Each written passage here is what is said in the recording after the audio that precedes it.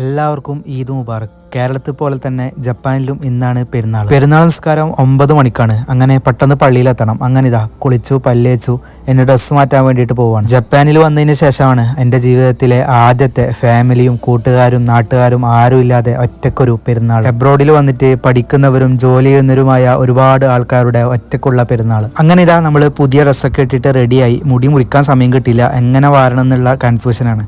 അങ്ങനെ മുടിയൊക്കെ സെറ്റാക്കി കൂളിംഗ് ഗ്ലാസ് ഒക്കെ ഇട്ട് ഇനി പോവാൻ വേണ്ടിയിട്ട് റെഡിയാവാണ്. അങ്ങനെ പോവാൻ വേണ്ടിയിട്ട് സമയമായി. നേരെ പള്ളിയിലേക്ക്. സത്യം പറഞ്ഞാൽ പുറത്ത് നല്ല തണുപ്പാണ്, കൈയൊക്കെ മരവിച്ചു പോകും. പക്ഷെ പുതിയ ഡ്രസ്സ് ഇട്ടിട്ട് അതിന്റെ മുകളിൽ ജാക്കറ്റ് ഇട്ടാൽ ശരിയാവില്ല. അപ്പൊ കുറച്ച് സഹിക്കാമെന്ന് വിചാരിച്ചു തണുപ്പ്. അങ്ങനെ ഞാൻ പുറത്തേക്ക് ഇറങ്ങിയതാ, നേരെ പള്ളിയിലേക്ക് നടക്കാണ്. കൈയൊക്കെ നല്ലോണം മരവിച്ച് അങ്ങനെ പള്ളിയിലെത്തി. പള്ളിയിൽ വന്നപ്പോൾ പള്ളി ഫുള്ളായി, പക്ഷേ ഗ്രൗണ്ടിൽ ഇവർ സെറ്റാക്കി വെച്ചിട്ടുണ്ടായിരുന്നു. അങ്ങനെ ഇതാ നമ്മൾ നിസ്കാരത്തിന് വേണ്ടിയിട്ട് ഗ്രൗണ്ടിലേക്ക് പോവാണ്. ഒരുപാട് ആൾക്കാരുണ്ട് കേട്ടോ. ഇവിടെ വന്നപ്പോഴാണ് ഇത്രയും ആൾക്കാർ ഇവിടെ ഉണ്ട് എന്ന് മനസ്സിലായത്. അങ്ങനെ ഇതാ നിസ്കാരത്തിന് വേണ്ടിയിട്ട് എല്ലാവരും കാത്തിരിക്കാണ്. മുകളിൽ കൂടി നല്ല അടുത്തുകൂടി ഫ്ലൈറ്റ് ഒക്കെ പോകുന്നുണ്ട്. അങ്ങനെ നിസ്കാരം തുടങ്ങി. നിസ്കാരമൊക്കെ കഴിഞ്ഞിട്ട് ഈ ഒരു കാഴ്ച കാണുമ്പോഴാണ് നമ്മുടെ നാട് നല്ലോണം മിസ് ചെയ്യുന്നത്. കണ്ണിന് ഭയങ്കര കുളിർമയുള്ള കാഴ്ചയാണ്. എല്ലാവരും പരസ്പരം സലാം പറയുന്നു, ഈദ് മുബാറക് പറയുന്നു. ഭയങ്കര രസമുള്ള കാഴ്ചയാണ്. നല്ല തണുപ്പത്ത് നിസ്കാരമൊക്കെ കഴിഞ്ഞിട്ട് അങ്ങനെ അത് കഴിഞ്ഞിട്ട് നമ്മുടെ കുറച്ച് പിള്ളേരുണ്ടായിരുന്നു. ഇവിടെ നിന്ന് അറിയുന്ന പരിചയപ്പെട്ട കുറച്ച് പിള്ളേരാണ്.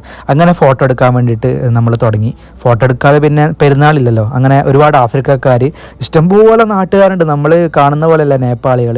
ഒരുപാട് ആൾക്കാരൊക്കെ ആയിട്ട് ഫോട്ടോ എടുത്തു. അപ്പം ചായ ഇല്ലല്ലോ, നമ്മൾ ചായ റൂമിലേക്ക് പോകുന്നില്ല, നമ്മൾ കോഫി കുടിക്കാമെന്ന് വിചാരിച്ചു. അങ്ങനെ ഒരു കൺവീനിയൻസ് സ്റ്റോറിൽ പോയിട്ട് കോഫി കുടിച്ചു. അത് കഴിഞ്ഞിട്ട് ഇനി നമ്മൾ എവിടെയെങ്കിലും പോയിട്ട് കുറച്ച് ഫോട്ടോസ് എടുക്കാമെന്ന് വിചാരിച്ചിട്ട് നല്ലൊരു ടൂറിസ്റ്റ് പ്ലേസ് ആണ്. ഇവിടെ വന്നപ്പോഴേക്കും ഞാൻ വിചാരിച്ചു ജപ്പാനിൽ മൊത്തം പെരുന്നാൾ ആഘോഷിക്കുന്നു, അത്രക്കും തിരക്കാണ്. ഒരുപാട് ആൾക്കാരുണ്ട് ഇവിടെ ഫോട്ടോ എടുക്കാനും അല്ലാതെയും വന്നു. നല്ല ബ്യൂട്ടിഫുൾ പ്ലേസ്. അത് കഴിഞ്ഞിട്ട് നമ്മുടെ മെയിൻ ബിരിയാണി കഴിക്കണം. നമ്മൾ നല്ലൊരു സൗത്ത് ഇന്ത്യൻ റെസ്റ്റോറൻറ്റിൽ വന്നിട്ടുണ്ട്.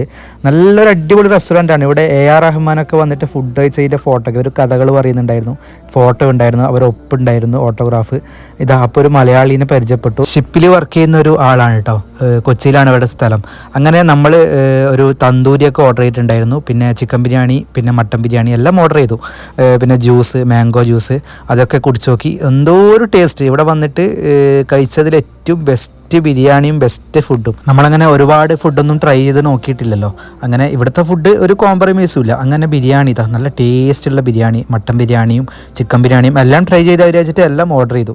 കഴിച്ചു നോക്കിയപ്പോൾ നല്ലവണ്ണം ഇഷ്ടപ്പെട്ടു. എല്ലാവർക്കും നല്ലപോലെ ഫുഡ് ഇഷ്ടപ്പെട്ടു. അങ്ങനെ പെരുന്നാളിൻ്റെ ബിരിയാണി ഫുഡ് അടിയൊക്കെ കഴിഞ്ഞിട്ട് നമ്മളൊന്ന് ഫ്രീ ആയി. ഇനി ഇതാ മാളിലേക്ക് വന്നിട്ടൊരു സൺഗ്ലാസ് ഒക്കെ നോക്കുന്നുണ്ടായിരുന്നു, എടുത്തു.